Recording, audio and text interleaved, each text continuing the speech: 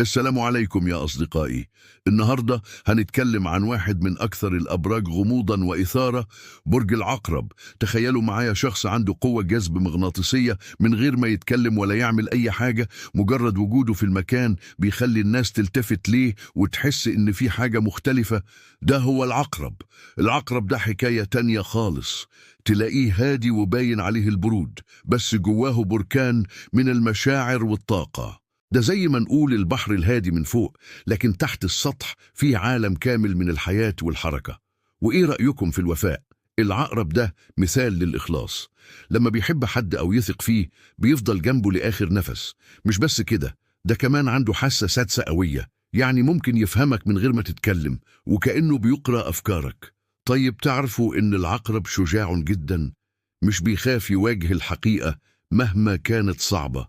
وفي الحب، يا جماعة، في الحب العقرب لما بيحب بجد، مش مجرد كلام وخلاص. بيدي قلبه كله من غير تردد. بس خلينا نكون صريحين، زي ما للعقرب مميزات رائعة، في كمان بعض النقط اللي محتاجة شوية ضبط. مثلا الغيرة. العقرب ممكن يكون غيور شوية، بس ده علشان بيخاف على اللي بيحبهم، وساعات بيحب يتحكم في الأمور، بس ده كمان علشان حريص على مصلحة اللي حواليه. ومن أصعب حاجات في العقرب إنه بيكتم مشاعره جواه.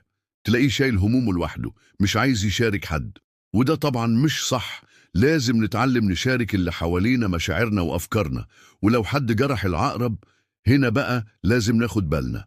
العقرب مش بينسى بسهولة، وممكن يحتفظ بالجرح ده جواه فترة طويلة.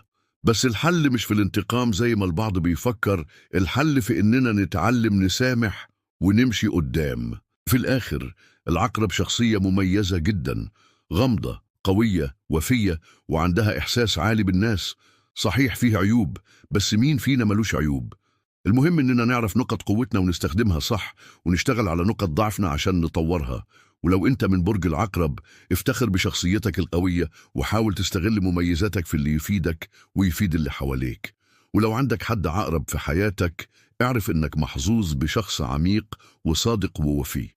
متنسوش تعملوا لايك للفيديو وتشتركوا في القناة عشان يوصلكم كل جديد عن الأبراج وأسرارها. وسيبولي في الكومنتات تجاربكم مع برج العقرب. شكرا ليكم، وأشوفكم في الفيديو الجاي.